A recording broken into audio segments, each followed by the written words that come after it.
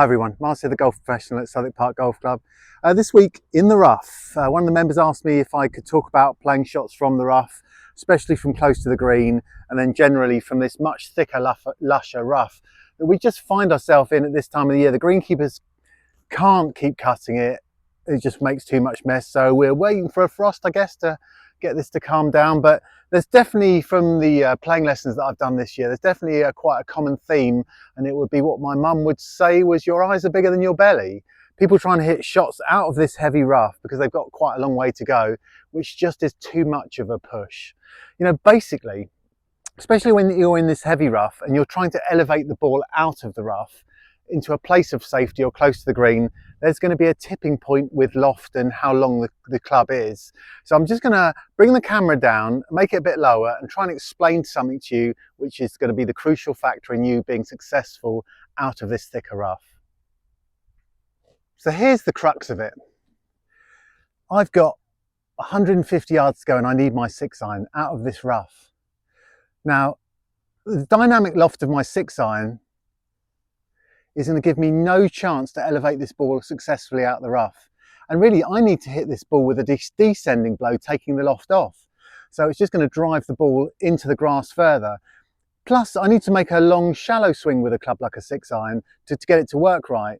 So I need to produce some sort of dynamic loft to get me out of here. So there's my 6-iron, and here's my 54. This is what I'm going to need to do to get it out of the rough. When I'm in this, I'm talking to you like, I feel like it's, I'm almost insulting you by saying this to you, that this is what you need to do. But I've seen it. I've been out with people trying to hit hybrids and all sorts of clubs out of this sort of lie.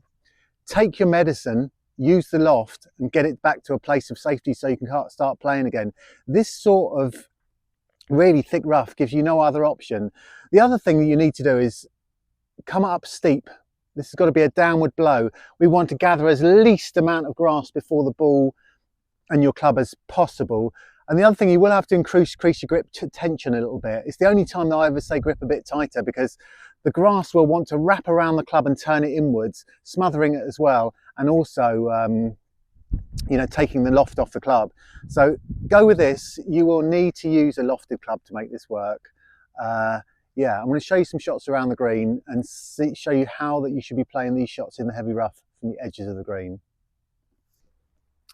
Well, here we are by the edge of the green. I wanted to use the course, but it's so busy. It's such a nice day. The place is packed, but I can use this bit of the practice area as you can too, because if you play halfway around and then find yourself in this scenario, at least you've practiced it. You need to chuck some balls down. I was down with the juniors at the weekend and challenging them to different shots up against a tree on the edge of a bunker, because if they've never done it before, they'll never encountered it, they don't know any strategies. So this is common. You know, we're going to find ourselves just short of a green in the rough quite often in the winter. So my thing for you is this: if it's sitting down in the rough, get your most lofted club out. I'm always going to go with my lob wedge on these type of shots. It's my most shortest, heaviest club.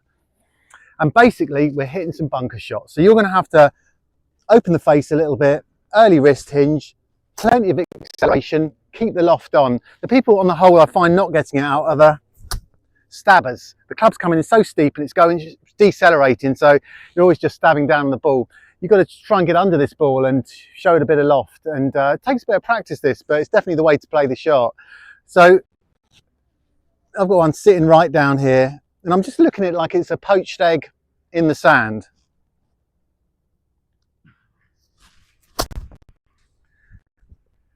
Well, that's not too bad. I mean, it's come out quite well. I mean, it's hard to control this spin in the loft, but it's something you definitely can do with that way of playing shots.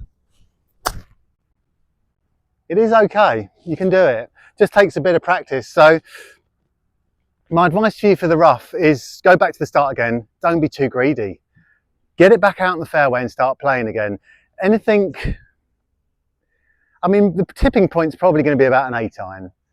If you can get a 7 or a 6 out of long grass, you're either super strong or you've got a great lie. So you can assess the lie first. If it's sitting up really well, you got lucky, maybe you can be braver with it.